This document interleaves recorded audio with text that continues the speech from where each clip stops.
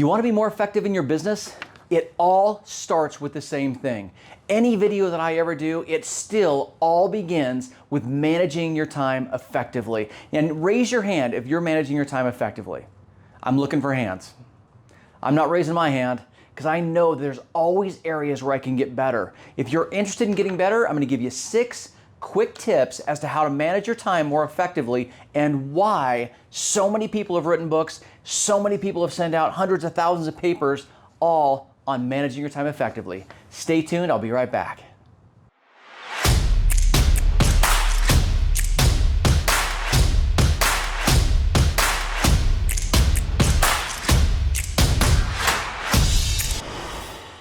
Hey, it's Troy here, and today it's all about managing your time effectively. And I'm gonna hit 6 quick things that talk about managing our time effectively. Now, these aren't gonna be groundbreaking, but hopefully it's a good reminder as to why you wanna manage these things effectively, okay? There's a reason there's books written like 7 Habits to Highly Effective People. Eat That Frog by Brian Tracy. Getting Things Done by David Allen. The 4-Hour Work Week by Tim Ferriss. These are best-selling authors because they're writing books on how to manage time more efficiently and more effectively, okay? Number 1, prioritize your tasks. Every single day, you should have a list of priorities. And in real estate, your number 1 priority is prospecting. That's it. Prospecting should take up the majority of your day. Unless you've got a lot of deals working, then you'll be doing a little bit less prospecting because you're getting deals through the pipe. You're getting deals closed. You're getting people into their homes. First and foremost, your priorities, you've got to be crystal clear on what they are every day. Mark Stark used to talk about it all the time, a DRC. What's your daily revenue commitment? That should be your number 1 priority, and it all begins with prospecting. Number 2, delegate effectively. I understand many of you are a one-man show. You're like, Troy, I don't have an assistant. I don't have anybody to delegate to. Of course you do. Social media. How much time do you spend on social media? If the average person is spending close to 3 hours a day on social media, don't be the average person. Pay someone to do that. That's not a task for you. Why? Because you don't make any money at it. And if you are effective with it, maybe you are getting a deal out of it, awesome.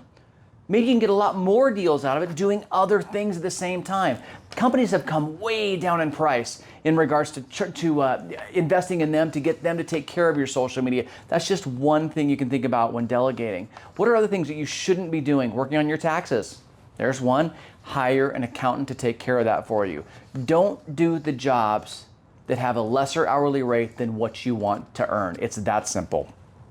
Number 3, utilize technology. We have so much technology in this company. Don't use it all. I'm going to tell you right now, as a CEO of your company, don't use it all. Use what's effective for you and use what works. We have 3 CRMs. Pick one of them. Just pick one of them, set them up. If you set them up, you've got prospecting taking place in the background to your sphere while you're sleeping. What an incredible way to set appointments and start to earn even greater income. Set boundaries, okay? This one's important. Set boundaries. And it's gonna roll right into the second one, which I'm just gonna roll together, is learn to say no. Part of setting boundaries is saying no. Part of setting boundaries is like, you know what? I'm gonna be at work at this time every single day. I'm gonna prospect from this time to this time in the mornings or in the afternoons or the evenings or whenever it is. I am going to work on my pipeline and make sure my deals are getting through. I'm gonna attend a home inspection. I'm gonna be talking to Prosperity Home Mortgage about, getting my people qualified, or giving the person selling the home the idea of what home payments are going to be for that person coming in, and maybe they want to use a pre-qualification with Prosperity Home Mortgage to bring somebody in. Look, not a Prosperity Home Mortgage commercial, but just things to think about while you're setting your boundaries. Set boundaries by making sure your calendar is tight. I mean super tight. Every minute of your day is taken up, and that is going to make you more effective. When I say that, I also say put personal things in there too. If there's things that need to get done that are important to you, important to your goals, because goals have many fingers to them, not just professional. There's personal and there's health as well. Make sure you're hitting all of those things throughout your day. We've got 24 hours in a day. You should be able to accomplish everything you want to, and then even more as you're re-energized. Back to saying no again, it's okay to say no. How many times do you get asked for something, you're like, okay, yeah, I'll do that. Yeah, I don't really have time, but I'll attend that event. Or, yeah, okay, I'll be there. Just say no. It's okay. When you say no to something, you're saying yes to many more things. Think about that. If it's not in your goals, why would you say yes to it? To help somebody out? Okay. maybe that's a legitimate enough reason. Maybe that's okay to steer you off path of your personal, professional, and health goals. That's okay. That's for you to decide. But be okay saying no, and you do not have to give an excuse when you say no, by the way. Please know that. Lastly, evaluate and adjust. The important thing here is everything you do may not work, okay? There are some things that may not work, but there are also things that will work. Maybe you start to do something you hate to do.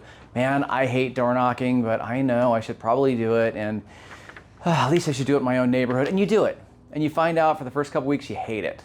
And then the third week, I don't mind it so much. The fourth week, fifth week, pretty soon you've been doing it a couple months, and you're like, it's not that bad, I can do this. You never know, because you've got to evaluate and adjust.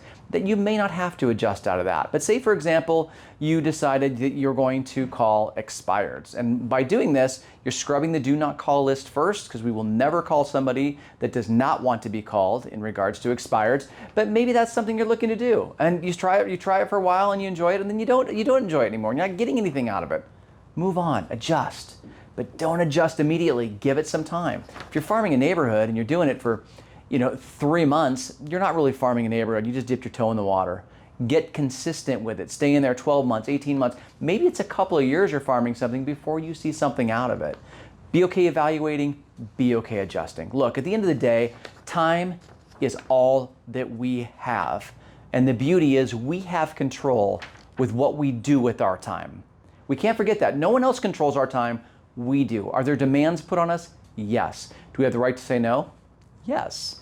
Do we have a right to set boundaries? Yes. Are we using the technology around us to help us be more efficient? Possibly. But the important thing is we're doing all these things. Are we delegating?